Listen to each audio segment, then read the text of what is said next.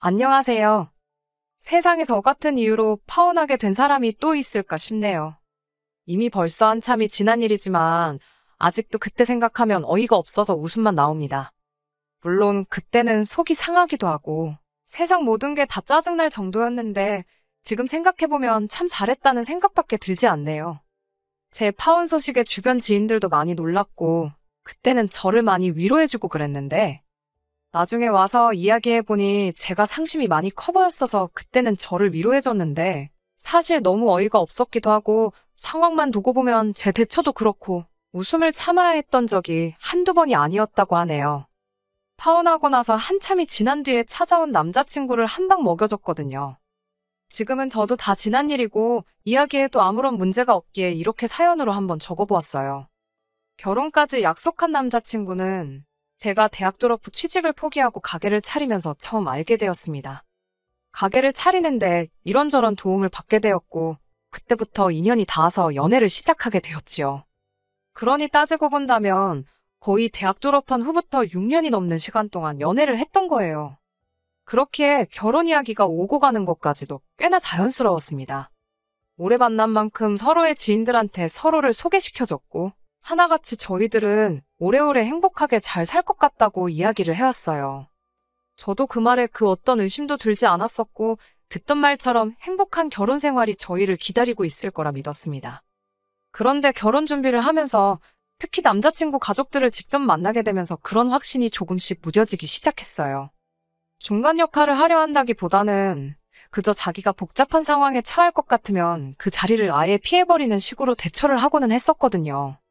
그게 참 불만이었는데 그래도 그동안 쭉 보여준 유유부단한 모습에 마지막에 가서는 저도 질릴 대로 질려서 크게 한 방 먹여주고 나올 수 있었던 것 같아요.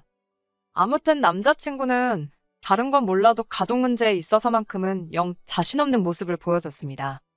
다른 건 모르지만 남자친구가 저한테 말하길 자기가 집안의 유일한 독자라서 가족들, 친척들 이쁨만 받으면서 자라왔다고 했어요. 연애를 길게 했지만 결혼 이야기가 오가기 시작한 건 얼마 되지 않았던지라 남자친구 가족들을 직접 만날 일은 없었어요. 특히나 남자친구 혼자 서울에 올라와 지내고 있던 상황이고 본가는 서울에서 2시간 정도 더 벗어나야 있는 지역에 있었거든요. 그렇기에 더더욱 남자친구 가족을 결혼 허락을 받으러 갈 때까지 만나본 적이 없었습니다. 결혼 허락을 받기 위해 처음 남자친구 부모님께 인사를 드리는 일도 서울에서 진행이 되었어요. 원래는 제가 차가 있어서 남자친구를 제가 데리고 그 지역까지 내려갈 계획이었거든요. 그런데 남자친구가 부모님을 이쪽으로 오시라고 할 테니 저보고 고생하지 말라고 하는 거 아니겠어요. 그래도 그렇지 다른 자리도 아니고 결혼 허락을 특히나 제가 남자친구 부모님한테 처음 인사드리는 자리인데 어떻게 어른을 오라가라 하게 만드냐고 그냥 차 끌고 내려가겠다 했습니다. 애초에 남자친구는 면허를 따지 않고 있었던지라 연애하는 동안 차로 이동을 해야 할 때는 제가 항상 운전을 했었거든요. 그때는 잘만 타고 다녔으면서 이제 와서 왜 제가 운전하느라 고생할 거라 생각하는지 이해가 가지 않았어요. 그렇게 고생스러워 보였으면 면허라도 따놓던가 그랬으면 서로 교대해서 운전해 갈 수 있었을 텐데요. 아무튼 제가 계속 부모님을 오라고 하겠다는 말에 내가 가는 게 문제없다는 식으로 계속해서 의견을 피력하니 남자친구가 난감해하는 모습을 보였습니다. 그때 이 자식이 나한테 뭔가 숨기는 게 있구나 하는 생각을 하게 되었어요. 진짜 이유가 뭐냐 물었더니 고향 내려가는데 친구들이 아내 될 사람 차 얻어 타고 온 걸 안다면 가오가 안 산다는 얼토당토하는 이유만 대고 있더라고요. 애초에 면허도 없으면서 그게 쪽팔린 줄 알았으면 진작에 면허 좀 따지 그랬냐고 하니 그냥 부모님이 오시는데 아무 문제도 없다는데 뭐하러 거기까지 가냐고 그냥 자기가 하자는 대로 하자며 고집을 피우길래 그냥 그러기로 했습니다. 저야 운전 안 하면 덜 피곤해서 좋고 시간도 아끼고 솔직히 아쉬울 건 없었으니까요. 그리고 이만큼까지 제가 직접 가겠다는 의견을 말했는데 거절한 게 남자친구 본인이니 이게 문제가 될 리도 없고 설령 문제가 된다고 한들 할 이야기가 있으니 크게 문제될 게 없다 생각했어요. 그런데 남자친구가 저를 본가까지 데려가지 않으려던 진짜 이유를 남자친구 부모님을 만나는 그날에서야 알게 되었습니다. 남자친구한테는 위로 2명의 신호가 있어요. 2사람 다 남자친구랑 나이차가 그렇게 크게 나지 않아요. 큰 누나가 3살이, 작은 누나가 1살이었어요. 두 사람 다 이미 진작에 결혼을 했고요. 저희가 한참 연애하던 중에 결혼을 했는데 결혼식을 따라간다고 했었는데 그 당시에 남자친구가 우리 누나들 만나서 좋을 거 없다고 이야기했던 게 기억이 나더라고요. 그 말을 한 게 난데없이 기억이 난 이유는 바로 남자친구 부모님한테 인사드리는 그 자리에 서울까지 신우들이 떡하니 쫓아와서 저희들을 기다리고 있었거든요. 남자친구가 누나들 얼굴을 보자마자 낯빛이 사색이 되는데 저도 뭔가 잘못된 거구나 대번에 눈치를 챌 정도였어요. 집안 독자라서 귀하게 자랐다더니 남자친구는 누나들한테 꼼짝을 못했습니다. 오히려 부모님한테 대하는 것보다 누나들 대하는 게 어려워 보였어요. 저도 남자친구 부모님한테 인사드리는 자리라고 생각했는데 이런저런 질문은 남자친구 누나들한테서나 들었지. 남자친구 부모님한테 들은 질문은 거의 없다시피였을 정도였습니다. 제가 가게를 하고 있다는 이야기를 듣더니 무슨 월 매출이 어떻고 마진은 어느 정도 가져가냐 하는 전혀 몰라도 되는 이야기까지 묻더라고요. 한 달에 제가 얼마나 버는지 집요하게 물어보길래 장사라서 그때그때 달라 정확한 금액을 알려주진 못하겠다 하고 말았어요. 그런데 제 차키를 보더니 그 정도 차를 끌면 한 달에 8,900은 버나 보다, 1,000은 버나 보다 하면서 자기들끼리 지레짐작을 하더라고요. 차는 부모님이 사업하는데 남들한테 얕보이지 말라고 사주셨던 거기도 하고 월 수입은 들쑥날쑥하지만 평균적으로 3,400 가져가는 게 전부예요. 잘 될 때는 500 넘을 때도 있긴 하지만 그렇다고 제가 얼마 버는지는 정확히 말해주고 싶지 않아서 말을 아꼈더니 지들끼리 대답 안 해주는 거 보니까 우리들 말이 맞았네 하면서 알아서 결론을 지어버리더군요. 그냥 결혼 전에 옳게 될 제가 얼마나 버는지 궁금해서 그런 거라 생각하고 말았는데 나중에 자리가 끝나고 집에 돌아갈 때 너 때문에 엄마 아빠의 자기들끼리 그 먼 데서 이렇게 왔는데 그냥 보낼 거냐면서 저기 길 건너에 백화점이 있던 게 거기서 쇼핑 좀 하겠다는 거예요. 여기까지 오는데 차비가 얼마 들었는지 아느냐, 어쩌냐 저쩌냐 하면서요. 딱 봐도 제가 돈 좀 번다고 하는 것 같으니 성의를 보이라는 것처럼 보이더라고요. 부르지도 않았는데 날아 나온 건 생각도 안 하고 본전 운운하면서 내 돈 뜯어먹으려고 하는 거 보니 어이가 없었지요. 저는 그냥 무슨 말인지 하나도 못 알아들은 것처럼 저는 가게에 일보러 나가야 하니 같이 못 갈 것 같고 남자친구가 오늘 회사도 연차를 냈으니 오랜만에 가족들하고 같이 쇼핑하면 되겠다고 말했지요. 그리고 도망치듯 그 자리를 빠져나왔습니다. 뭐 사소한 선물이라도 사서 들려보낼 수는 있지만 딱 봐도 백화점 가자고 하는 게 한두 푼으로 끝날 것 같지는 않아서 눈치 없는 척을 했는데 나름 잘 통했던 것 같아요. 남자친구 말에 누나들이 아주 이를 갈면서 화를 냈다고 하는데 그 정도면 올케나 며느리로서는 빵점이지만 반대로 따지면 똑순이 인증을 받은 거나 마찬가지잖아요. 아무튼 남자친구한테도 이러려고 안 내려가겠다고 고집을 피운 거냐 따져 물었습니다. 남자친구는 그제서야 미안하다고 그러더라고요. 자기 누나들이 유난스러운 부분이 있어서 부모님만 따로 서울로 모시려고 한 건데 이 자리까지 따라올 줄은 몰랐다고 하더군요. 오냐오냐 곱게 자랐다더니 어찌 누나들한테는 쪽도 못 쓰냐고 물었더니 남자친구가 지 누나들이 독자인 자기 때문에 희생한 것도 많고 그렇다 보니 누나들한테 미안한 것도 있고 해서 그 둘이 특히나 어렵답니다. 똥이 더러워서 피하지 무서워서 피하겠냐고 그냥 안 좋은 꼴 결혼 전부터 보여주기 싫어서 숨기려고 했다고 하더라고요. 그 부분에 있어서는 조금 실망했다고 솔직하게 남자친구한테 말했어요. 결혼 전에야 눈 가리고 아웅으로 넘어갈 수 있겠지만 결혼 후에도 신우들을 계속 피할 수는 없지 않았겠냐고요. 그럴 때는 남편 될 사람인 너가 중심 딱 잡고 중간 역할을 잘해주던가 하는 게 맞다고요. 이번 일만큼은 처음이니 그냥 넘어가겠지만 앞으로는 이 부분을 항상 염두해달라고 했어요. 특히나 가족들과 저희 문제에 있어서만큼은 결국엔 제가 남의 집 사람이나 마찬가지 아니겠냐고. 그러니 남편 될 사람인 너가 날 지켜주지 않으면 내가 너무 힘들 것 같다고 확실히 이해가 되도록 전했습니다. 남자친구는 제 말에 잘 알겠다고 하면서 미안하다 사과를 해왔고 그렇게 하겠다 대답했어요. 하지만 그 뒤로는 사실상 결혼 준비가 진행되면서도 남자친구의 가족들을 더 이상 만날 이유가 없었으니 그냥 믿음을 갖는 수 말고는 저도 다른 수가 없었지요. 양가상견례 때 남자친구 부모님을 만나긴 했지만 그때는 저희 부모님도 계셨고 예비 신우들 또한 눈치가 있는 건지 그 자리에는 따로 따라 나오지 않았고 말이지요. 양가상견례가 끝난 이후부터는 결혼 준비가 일사천리로 진행이 되었습니다. 그리고 정말 제 인생에 잊을 수 없는 그날이 찾아오고 말았네요. 결혼 준비가 한창이던 차에 남자친구가 난데없이 자기랑 같이 본가에 좀 다녀와 보자고 하는 거예요. 부모님께 첫 인사드린다고 내려가겠다 할 때만 해도 억지 부리면서 못 내려가게 하고 기어이 부모님을 서울까지 오시라 했으면서 본가에 내려가자고 드니 저게 뭔 속셈인가 어이가 없었지요. 그땐 그래놓고 왜 이제서야 본가에 내려가자고 물으니 남자친구가 하는 말이 집에 제사가 있는데 그날 친척분들이 다 모이시니 인사를 드리러 가면 어떻겠냐 묻더라고요. 양가상견례가 끝났고 결혼식 날짜까지 다 잡힌 상황이긴 했지만 딱히 남자친구 친척분들한테 인사를 드리기 위해 제가 거기까지 가야 할 이유가 있나 싶었습니다. 그리고 저 때문에 모인다면 고려라도 해볼 수 있었겠지만 애초에 모이는 이유가 집안 제사 때문이라잖아요. 세상에 어느 누가 미쳤다고 결혼하고 나서도 가기 싫은 제사를 결혼 전에 벌써부터 참석하고 싶어 하겠냐 했어요. 인사드리는 것도 결혼식 때 다 오실 분들 아니냐. 인사는 그때 드리면 되는 거고 그게 아니면 결혼식 이후에도 날이 있을 텐데 그때 가서 하겠다고 했어요.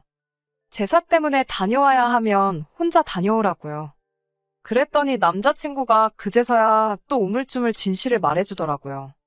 사실 진짜 이유는 할아버지가 손주며느리 될 사람을 한번 보고 싶다고 했다는 거예요. 친척들 인사는 겸사겸사 저한테 둘러댄 이유였고요. 할아버지가 집안의 가장 어른이시기 때문에 집에서 목소리가 엄청 크시다네요. 거기에 이제 연세도 있으시다 보니 유산 상속 문제도 있고 해서 특히나 아버지들이 할아버지 눈밖에 들지 않으려고 안간힘이라대요. 자기가 독자다 보니 혜택은 제일 많을 텐데 할아버지가 아들 중에서는 자기 아버지를 제일 눈에 차지 않아 하신다고 하더라고요. 일처리도 대충 하고 마무리가 안 좋은 사람이라 못 믿었다고 독자인 자기가 아니었다면 진작에 할아버지한테는 한 푼도 못 받아가실 뻔했다고 하면서요. 그러니 이참에 가서 할아버지한테 점수도 따고 하면 아버지도 기가 살지 않겠냐면서 말입니다. 그래서 남자친구한테 미리 단단히 말해뒀어요. 전번 누나들하고 있을 때처럼 중간 역할 잘못하고 내가 당하는 꼴 지켜보고만 있으면 저도 가만히 있지는 않겠다고요. 그렇게 남자친구가 이번만큼은 저를 실망시키지 않겠다는 약속을 받아내고 남자친구 본가에 내려가게 되었습니다. 충분히 예상했던 바이지만 남자친구 누나들도 이미 벌써부터 도착해서 눈에 불을 켜고 저를 어떻게든 부려먹을 계획을 하고 있더라고요. 그래도 집안 어른들 다 모여있고 한 자리다 보니 제가 나서서 전부 다 할 것까진 아니지만 적당한 선에서 눈치 보면서 간단한 일거리 정도는 도울 생각이었는데 예비 신우들 두 사람을 보니 그럴 생각이 싹 달아나더라고요. 그래서 일부러 더 아무것도 안 했어요. 애초에 결혼했다면 모를까 결혼하기 전인 시기에 따지고 보면 남의 집 제사나 마찬가지인데 제가 뭐 도와야 할 의무가 있는 것도 아니잖아요. 그래서 일부러 더 얄미우라고 정말 아무것도 안 했습니다. 제사도 딱 잘라서 참석 안 했어요. 애초에 저희 집은 종교가 달라서 제사도 안 지내거든요. 그런데 그게 남자친구 할아버지의 심기를 건드렸나 봐요. 처음에는 독자인 손주며느리라고 너털웃음까지 지으며 좋아하셨는데 제사 끝나고 식사가 시작되니 헛기침만 계속 하시면서 불편한 기색을 숨기지 않으셨어요. 곧 며느리 될 사람이 제사에는 왜 참석 안 했냐 물으시길래 아직 진짜 며느리도 아닌데 조상님들도 생판 처음 보는 모르는 집 딸한테 절 받기 싫으셨을 것 아니냐고. 결혼 후에 정식으로 제가 며느리가 되면 그때부터 조상님께 인사드리고 제사도 참석하겠다고 이야기했어요. 저희 집은 제사를 안 지내느냐고 묻길래 그냥 명절 때도 친척들끼리 모여서 간단하게 기도만 드리고 가족들끼리 즐겁게 시간을 보내는 정도다 대답을 했습니다. 그러니 할아버님이 제 성씨를 두고 어디 성씨냐 물으시더군요. 제사를 안 지내는 걸로 봐서는 근본 없는 집안일 수도 있겠다며 양반 집안에 천한 걸 드릴 수 없으니 미리 알아봐야겠다고 농담하듯이 너털웃음을 지으며 묻는데 신우들이 누구한테 그 성격들을 물려받았는지 딱 알겠더라고요. 그래서 어디 성씨 무슨 파 몇 대손 학렬이라고 말씀드렸더니 할아버님이 그날 통틀어서 가장 큰 역정을 내기 시작하면서 저보고 냉큼 이 집에서 꺼지라고 소리를 치시더군요. 제사 문제로 제가 말대꾸했을 때보다 더 역정을 내는데 묻는 말에 대답한 것밖에 없었는데 왜 저러시나 싶었어요. 그런데 난데없이 몇백 년도 더 지난 조선시대의 이야기를 꺼내면서 원래 남자친구 집안이 그때 무슨 높은 벼슬까지 했던 집안이었는데 저희 조상님 중 한 분의 관계로 귀양살이를 하게 되었고 그 뒤로 집안이 높은 벼슬길에 오르지 못했다고 하면서 집안의 원수나 마찬가지라고 하더라고요. 그래서 그 이후로 당신 살아생전에 그 집 구석 사람을 며느리로 들릴 일은 없을 거라고 대노를 하시는 거예요. 불똥은 남자친구 아버지한테까지 튀어서 너는 집안의 제사를 이어갈 놈이 그런 중요한 것도 확인 안 하고 결혼을 허락한 거냐며 노발대발 하시더라고요. 그 자리에서 제가 뭐 500년도 더 지난 조선시대의 일을 가지고 선조일로 죄송하다고 해야 하나 싶었어요.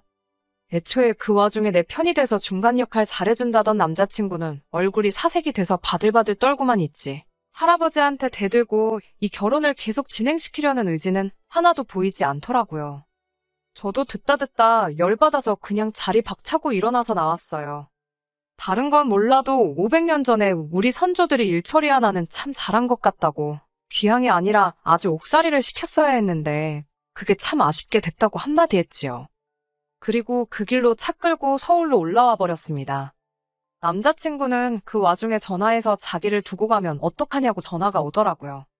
그러더니 한다는 소리가 자기가 할아버지를 설득시킬 수는 없겠고 어차피 오래 연애하지 않았냐고. 오늘 내일 하시는 건 아니지만 할아버지가 나이도 있으시니 좀 더 기다려보자는 헛소리를 해대는 거예요. 오늘 소리치시는 거 보니까 앞으로 한 10년은 거뜬하실 것 같은데 내가 미쳤다고 그걸 기다리겠냐고 그냥 당장에 파혼하자고 말했어요. 남자친구는 끝까지 할아버지 뜻을 거역할 수 없다는 소리만 하고 있고 제가 아주 사람을 봐도 잘못 봤고 똥을 밟아도 제대로 밟았다는 생각밖에 들지 않더라고요. 며칠 지나고 나서 남자친구 누나 중 큰 누나한테 전화가 왔어요. 동생이 많이 상심해 있다고 하면서 예단에 자기들 받을 명품 가방 하나씩만 해주면 둘이서 힘을 합쳐서 할아버님을 설득해주겠다고 하더라고요. 끝까지 어떻게든 제 돈으로 뭐 하나라도 뜯어내려고 저러는 모습을 보니 파혼을 결심하길 참 잘했다 싶었습니다. 남자친구한테 당장에 전화해서 앞으로 내 눈앞에 띄지 말고 누나들도 쓸데없는 일로 전화만 안 오게 만들면 그냥 파혼으로 끝내주겠다고 말했어요.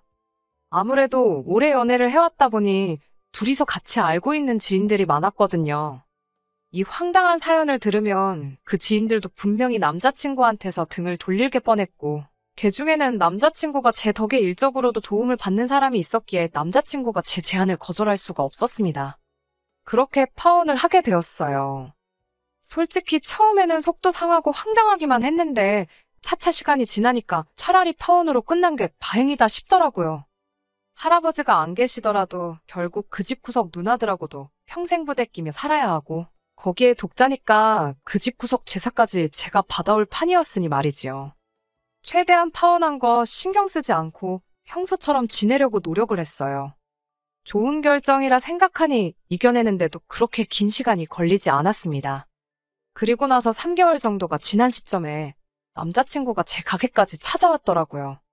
제가 왜 찾아왔냐고 내가 경고했던 거 기억나지 않느냐고 얼른 꺼지라고 쏘아붙였더니 남자친구가 이번엔 다른 일로 온 거라며 우리 이제 결혼할 수 있다고 하면서 다시 시작하고 싶다고 제 앞에 무릎을 다 꿇더라고요.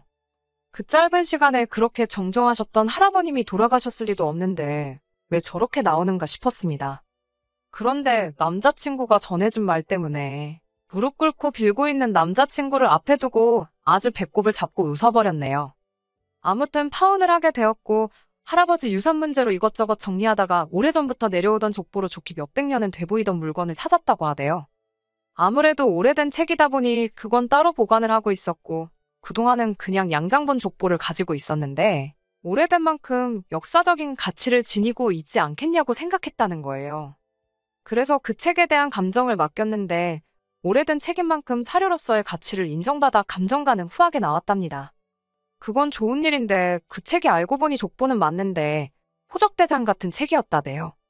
말인즉슨 남자친구 집안은 할아버님 말처럼 오래전에 고위관직까지 올라간 유서 깊은 양반 가문 혈통이 아니라 귀양살이 가고 나서 그 집에서 부리던 노비들 중 한 명이었다고 해요. 어찌어찌 부를 형성해서 재력으로 평민신분을 살 수 있었고 그때 자연스럽게 일하던 집안의 성씨를 물려받게 된 것 같다고 하더라대요. 그러니 말인즉슨 그 500년을 넘게 내려온 집안 싸움도 사실 전혀 상관없는 거나 마찬가지고 할아버지는 그 충격으로 알아 누우셨다고 하는 겁니다. 그리고 집안 문제가 더 이상 문제가 되지 않으니 이제 저랑 다시 결혼을 할 수 있게 되었다고 이 기쁜 소식을 전하러 몸소재 가게까지 행차를 했던 거예요. 그런데 이걸 어쩌나. 저는 이미 결혼 생각은 커녕 파혼을 결정한 게 정말 잘한 일이라고 생각하고 있었고 진짜 아무런 문제가 없다 하더라도 남자친구와는 다시 시작할 생각이 전혀 없었거든요. 그래서 한마디 했어요. 어디 근본도 없는 천한 놈이 나랑 결혼할 생각을 하냐고요. 우리 집이 제사만 안 지낼 뿐이지 니네 할아버지 말 맞다나 조선시대 때부터 벼슬하던 근본 있는 집안이지 않느냐고 어디 감히 나랑 결혼할 생각을 하냐고 했지요. 30초 줄게 내 눈앞에서 사라지지 않으면 포졸들을 불러서 곤장형을 내리겠다고 어디 미천한 놈이 양반 앞에서 똑바로 말을 붙이냐고 으름장을 놓으며 아주 배꼽을 잡고 웃었네요. 아직도 그때 그 분해하던 남자친구 표정을 잊을 수가 없어요. 그날 남자친구 할아버지 앞에서 큰 소리치고 자리 박차고 나왔을 때보다 속이 훨씬 더 후련했네요. 남자친구 딴에는 집안끼리의 문제로 비극적인 이별을 하게 된 거라 생각했나 봐요.